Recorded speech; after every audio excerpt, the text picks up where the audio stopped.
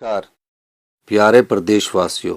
हिमाचल प्रदेश के 55वें पूर्ण राज्यत्व दिवस की पूर्व संध्या पर मैं सभी प्रदेशवासियों को हार्दिक शुभकामनाएं और बधाई देता हूं। इस शुभ अवसर पर मैं आप सभी को नव वर्ष की भी हार्दिक बधाई देता हूं। मैं कामना करता हूं कि यह साल सभी के जीवन में सुख और खुशहाली लेकर आए तथा हिमाचल प्रदेश आत्मनिर्भर राज्य बनने की राह पर तेजी से आगे बढ़े। भाइयों और बहनों, 25 जनवरी 1971 को तत्कालीन प्रधानमंत्री श्रीमती इंदिरा गांधी जी ने शिमला के ऐतिहासिक रिज से हिमाचल प्रदेश को पूर्ण राज्य का दर्जा प्रदान किया था। इसी के साथ देश के मानचित्र पर हिमाचल 18वें राज्य के रूप में अस्तित्व में आया। हिमाचल प्रदेश को पूर्ण राज्य का दर्जा दिलाने में समस्त प्रदेशवासियों का भरपूर सहयोग और बेमिसाल योगदान रहा। इसमें हिमाचल निर्माता और प्रथम मुख्यमंत्री डॉक्टर यशवंत सिंह परमार की भूमिका उल्लेखनीय रही। नाम मात्र संसाधनों के साथ अपनी विकास यात्रा शुरू करने वाला यह पहाड़ी राज्य आज जिस मुकाम पर पहुंचा है, उसमें डॉक्टर परमार का योगदान हम सभी के लिए प्रेरणादायक है, जिसे हमेशा गौरव और सम्मान के साथ याद किया जाएगा। आज के इस शुभ अवसर पर मैं उन्हें नमन करता हूं तथा सभी के प्रयासों से प्रेरित होकर हिमाचल को नई ऊंचाइयों पर ले जाने का अपनी सरकार का संकल्प दोहराता हूं। प्रिय प्रदेशवासियों, हमारी सरकार ने 11 दिसंबर 2022 को जन सेवा का बीड़ा उठाया। मेरी सरकार के लिए सत्ता सुख का नहीं बल्कि सेवा का साधन है। पिछले 2 वर्षों में हमने एक और जहां हिमाचल को आत्मनिर्भर और सबसे समृद्धशाली राज्य बनाने की दिशा में समर्पित प्रयास किए हैं, वहीं राजनीतिक और आर्थिक चुनौतियों के साथ साथ इतिहास की सबसे बड़ी प्राकृतिक आपदा का भी मजबूती के साथ सामना किया है। पिछली सरकार हिमाचल प्रदेश पर 75,000 करोड़ रुपए से अधिक का कर्ज तथा कर्मचारियों की देनदारियों के रूप में लगभग 10,000 करोड़ रुपए का आर्थिक बोझ विरासत में छोड़ गई है। भाजपा सरकार के खराब वित्तीय प्रबंधन के कारण आज हिमाचल को कर्ज का मूल और ब्याज चुकाने के लिए भी कर्ज लेना पड़ रहा है। व्यवस्था परिवर्तन के संकल्प के साथ महत्वपूर्ण वित्तीय सुधार लाते हुए हमने 1 वर्ष के भीतर संशोधित आबकारी नीति लागू कर 2,631 करोड़ रुपए का अतिरिक्त राजस्व अर्जित किया है। शराब की दुकानों की नीलामी से 485 करोड़ रुपए का राजस्व अर्जित किया है और मिल्क सेस से 145 करोड़ रुपए कमाए। हमने प्रदेश के हितों की अदालतों में पूरी मजबूती के साथ पैरवी की है, जिसकी बदौलत कई मामलों में निर्णय हिमाचल के पक्ष में आए हैं। प्रदेश में साल 2023 में आई अभूतपूर्व प्राकृतिक आपदा से उभरने के लिए हमारी सरकार ने सीमित संसाधनों के बावजूद प्रभावित परिवारों को 4500 करोड़ रुपए का विशेष राहत पैकेज दिया। प्रिय प्रदेशवासियों, मुझे यह बताते हुए खुशी हो रही है कि विधानसभा चुनाव के दौरान हमने लोगों से किए 10 वायदों में से 6 को पूरा कर लिया है। मंत्रिमंडल की पहली ही बैठक में पुरानी पेंशन बहाल करने का निर्णय लिया गया, जिससे प्रदेश के 1,36,000 सरकारी कर्मचारियों को लाभ मिला है। ओपीएस बहाल करने वाला हिमाचल प्रदेश पहला राज्य बना है। प्रदेश में 7,355 से अधिक सेवानिवृत्त कर्मचारियों को ओपीएस के अंतर्गत पेंशन मिलनी आरंभ हो गई है। महिलाएं स्वाभिमान के साथ जीवन यापन कर सके, इसके लिए हमारी सरकार ने इंदिरा गांधी प्यारी बहना सुख सम्मान निधि योजना आरंभ की है। चरणबद्ध तरीके से पात्र महिलाओं को 1500 रुपए की सम्मान राशि प्रदान की जा रही है। शिक्षा के स्तर में सुधार के लिए हमारी सरकार ने विशेष पहल की है। हमने सभी सरकारी स्कूलों में पहली कक्षा से इंग्लिश मीडियम शुरू करने की गारंटी को पूरा किया है। सभी 68 विधानसभा क्षेत्रों में अत्याधुनिक तकनीक व उपकरणों से युक्त Rajiv Gandhi day boarding school स्थापित किए जा रहे हैं। डॉक्टर वाई.एस. परमार विद्यार्थी ऋण योजना के अंतर्गत देश विदेश में शिक्षा के लिए विद्यार्थियों को 1% ब्याज पर ऋण दिया जा रहा है। हमने युवाओं के लिए 680 करोड़ रुपए की राजीव गांधी स्वरोजगार स्टार्टअप योजना शुरू की है, जिससे ई टैक्सी खरीदने के लिए 50% अनुदान दिया जा रहा है। सरकारी कार्यालयों में 5 वर्षों के लिए लीज पर ई टैक्सियों का संचालन किया जाएगा। पहले चरण में लगभग 200 युवाओं को ई टैक्सी परमिट प्रदान करने का लक्ष्य रखा गया है। प्राकृतिक पद्धति से उगाए गए गेहूं को 40 रुपए और मक्की को 30 रुपए प्रति किलोग्राम के न्यूनतम समर्थन मूल्य पर खरीदा जा रहा है। प्राकृतिक खेती को बढ़ावा देने के उद्देश्य से प्राकृतिक रूप से उत्पादित मक्की से तैयार हिमभोग हिम मक्की आटा लॉन्च किया गया है। प्रदेश के 1508 किसानों से 399 मीट्रिक टन मक्की की खरीद समर्थन मूल्य पर की जा चुकी है तथा किसानों के बैंक खातों में 1 करोड़ 20 लाख रुपए हस्तांतरित किए गए हैं। पशुपालकों की आय में वृद्धि करने के लिए हमने गाय के दूध पर न्यूनतम समर्थन मूल्य 32 रुपए से बढ़ाकर 45 रुपए प्रति लीटर किया है। इसी प्रकार भैंस के दूध को 47 रुपए से बढ़ाकर 55 रुपए प्रति लीटर किया गया है। हिमाचल प्रदेश गेहूं, मक्की और दूध की खरीद पर न्यूनतम समर्थन मूल्य प्रदान करने वाला देश का पहला और एकमात्र राज्य है। कांग्रेस के प्रतिज्ञा पत्र की छठी गारंटी पूरा करने तथा लघु किसानों और पशुपालकों को लाभ प्रदान करने के लिए 300 रुपये प्रति क्विंटल की दर से जैविक खाद और बर्मी कंपोस्ट खरीदने की योजना शुरू की गई है।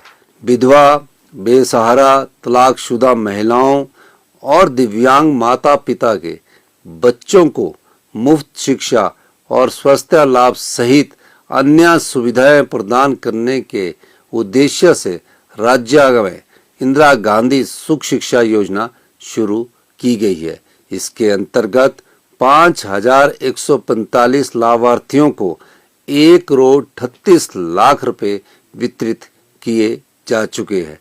इस योजना से लगभग 23,000 बच्चों को लाभ मिल रहा है। हमने बागवानी क्षेत्र को विस्तार प्रदान करने के लिए 1292 करोड़ रुपए की HP शिवा परियोजना भी शुरू की है। इसके अंतर्गत 6000 हेक्टेयर क्षेत्र में अमरूद, संतरे, लीची और प्लम जैसे फलों की खेती को बढ़ावा प्रदान कर 15,000 किसान परिवारों को प्रत्यक्ष रूप से लाभान्वित किया जाएगा।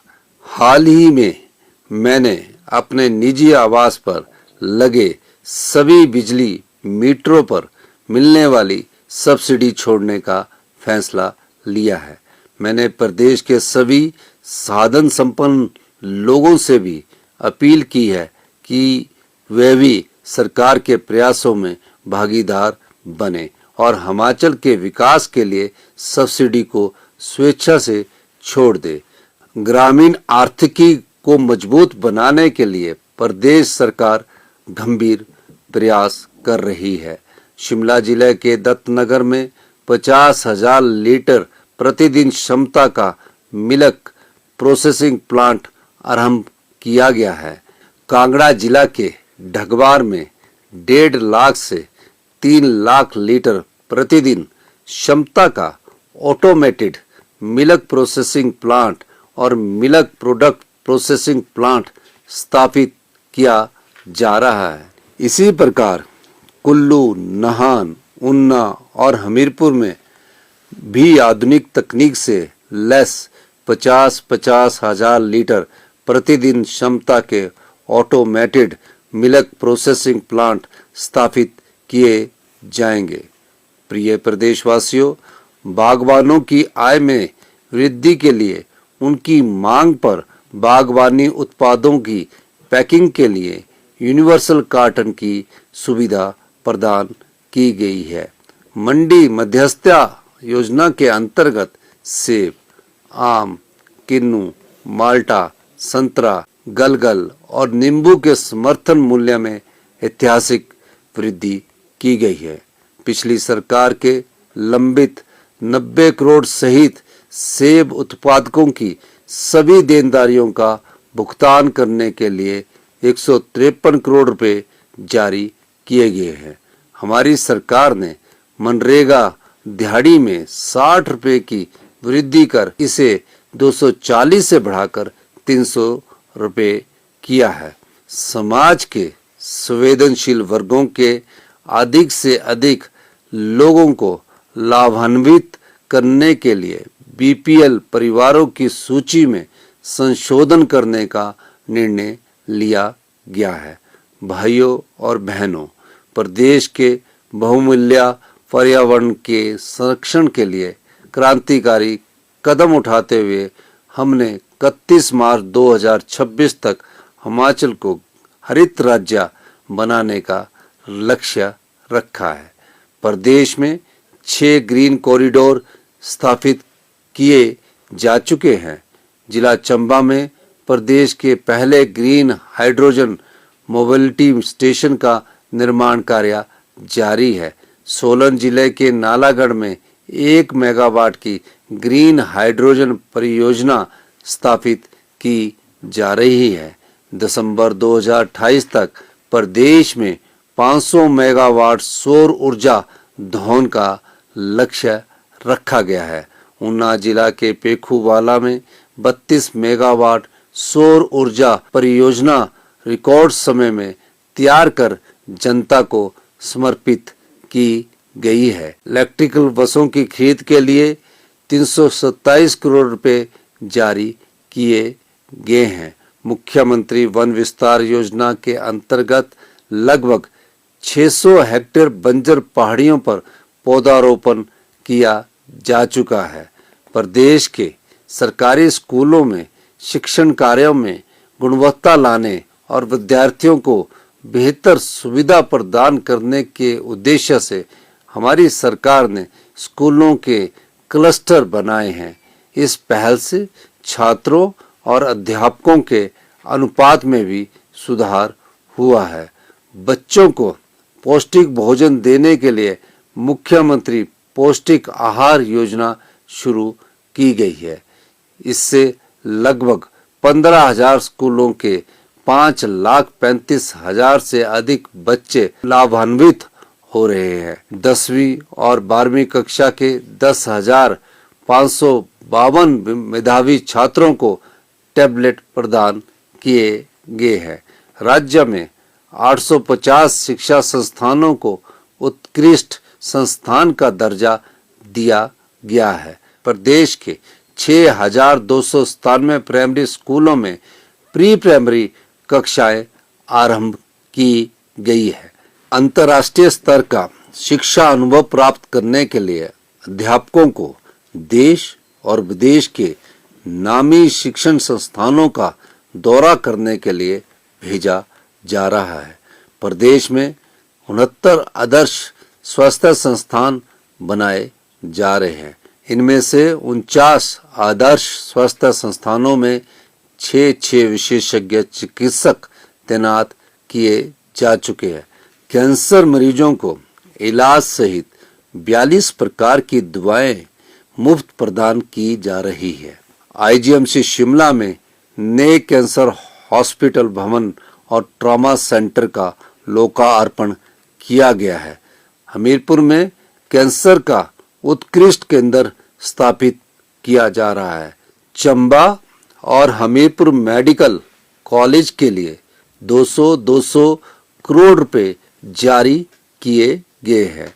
अगले 2 महीनों में आईजीएमसी शिमला में पेट स्कैन मशीन स्थापित की जाएगी। प्रिय प्रदेशवासियों, हमारी सरकार हिमाचल को जल पर्यटन के एक अग्रणी केंद्र के रूप में विकसित कर रही है। गोविंद सागर सहित अन्य जलाशयों में पहली बार cruise, shikara, houseboat, hitech motor boat, jet ski और वाटर स्कूटर सहित आधुनिक सुविधाएं विकसित की जा रही है। कांगड़ा हवाई अड्डे के विस्तार सहित प्रदेश में 16 हेलीपोर्ट का निर्माण कार्य प्रगति पर है। हम प्रदेश में रोपवे निर्माण से पर्यटन उद्योग को बढ़ावा दे रहे हैं। जिला शिमला में 1734 करोड़ 40 लाख रुपए की लागत से दुनिया का दूसरा तथा भारत व एशिया का पहला 15 स्टेशनों को जोड़ने वाला 13.79 किलोमीटर लंबा रज्जू मार्ग बनाया जा रहा है। भाइयों और बहनों, इस पहाड़ी राज्य के विकास में सड़कों के महत्व को ध्यान में रखते हुए हमने सड़कों और पुलों के निर्माण में तेजी लाई है। पिछले 2 सालों में 1377 किलोमीटर लंबी सड़कों और 116 पुलों का निर्माण किया गया है। देश की आज़ादी के बाद पहली बार बड़ा भंगाल जैसे अति दुर्गम क्षेत्र को सड़क सुविधा से जोड़ने और शिमला जिला के डोडरा क्वार तक पक्की सड़क पहुंचाने की पहल की है, जिससे ये क्षेत्र भी विकास की मुख्य धारा से जुड़ जाएंगे। अनाथ बच्चों, बेसहारा महिलाओं और वृद्धजनों को सहारा देने के लिए मुख्यमंत्री सुख आश्रय योजना शुरू की गई है तथा 6000 बच्चों को चिल्ड्रन ऑफ द स्टेट के रूप में अपनाया गया है।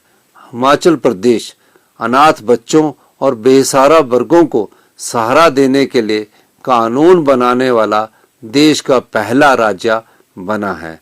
हाल ही में 22 चिल्ड्रन ऑफ द स्टेट को चंडीगढ़, दिल्ली व गोवा के लिए 13 दिनों के भ्रमण पर भेजा गया है। रात्रि ठहराव के दौरान इन्हें दिल्ली और चंडीगढ़ में हिमाचल भवन के उन कमरों में ठहराया गया है जिसमें मंत्री, विधायक और वरिष्ठ अधिकारी ठहरते हैं। गोवा में उनके लिए 3 स्टार होटल की व्यवस्था की गई। भाइयों और बहनों, वर्तमान में 8,18,000 लोगों को सामाजिक सुरक्षा पेंशन दी जा रही है। हमने पिछले 2 वर्षों में पेंशन के 76,000 से अधिक मामले स्वीकृत किए हैं। भवन एवं अन्य सन्निर्माण कामगार कल्याण बोर्ड से पंजीकृत पात्र विधवाओं, एकल, निराश्रित एवं दिव्यांग महिला श्रमिकों को गृह निर्माण के लिए 3 लाख रुपए की वित्तीय सहायता का प्रावधान किया गया है। मुख्यमंत्री कन्यादान योजना के अंतर्गत 4800 बेटियों को 24 करोड़ 20 लाख रुपए की वित्तीय सहायता और मुख्यमंत्री शगुन योजना के अंतर्गत 13,799 बेटियों को 42 करोड़ 78 लाख रुपए की आर्थिक मदद दी गई है। हमारी सरकार ने कर्मचारियों और पेंशनरों को महंगाई भत्ते की 3 किश्तों में 11% डीए का भुगतान किया है।